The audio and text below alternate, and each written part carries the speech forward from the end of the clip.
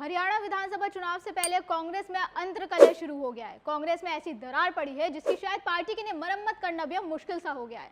दरअसल बीते दिनों से सियासत की गलियारों में हरियाणा में सिरसा से कांग्रेस की सांसद कुमारी शैलजा की नाराजगी की खबरें चल रही हैं।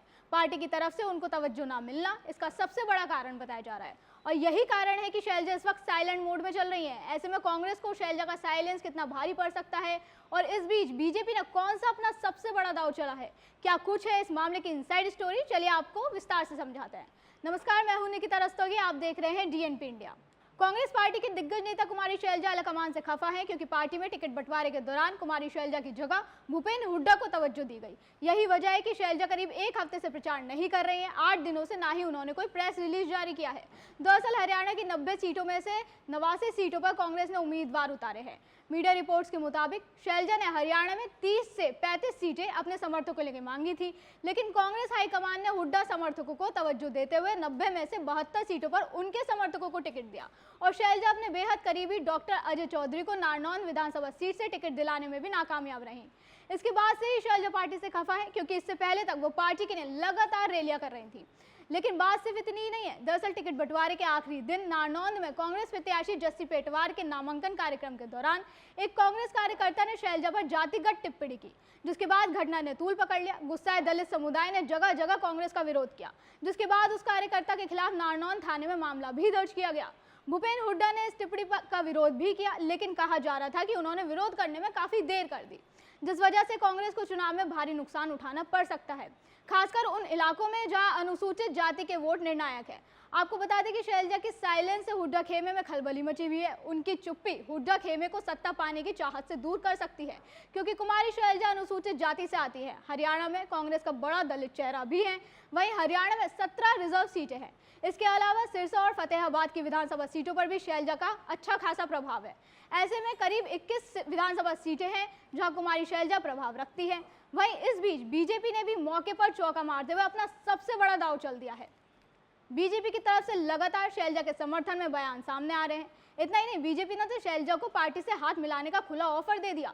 केंद्रीय मंत्री और हरियाणा के पूर्व सीएम मनोहर लाल खट्टर ने कहा कि कांग्रेस में दलित का अपमान हुआ है, उनको गालियां तक दी गई हैं। वो बहन घर पर बैठी है पर उनको शर्म तक नहीं आ रही। अगर वो हमारे साथ आती है तो हम इसके लिए तैयार हैं। क्या कुछ उन्होंने कहा, खुद सुन लीजिए। उनके घर में अभी इतनी कलह हो गई है कि वहां मुख्यमंत्री का चेहरा स्पष्ट नहीं होता। बापू बेटे का नाम लेते हैं, उनकी भी लड़ाई शुरू हो गई है।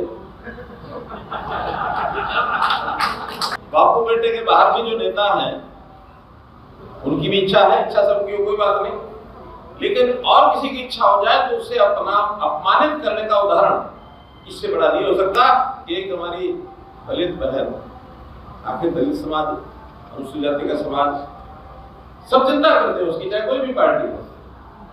सम्मान सबको प्यारा है, अपमानित करना ये समाज में वर्जित है। कोई किसी अपमान रहता तो पंचायत में बैठते हैं।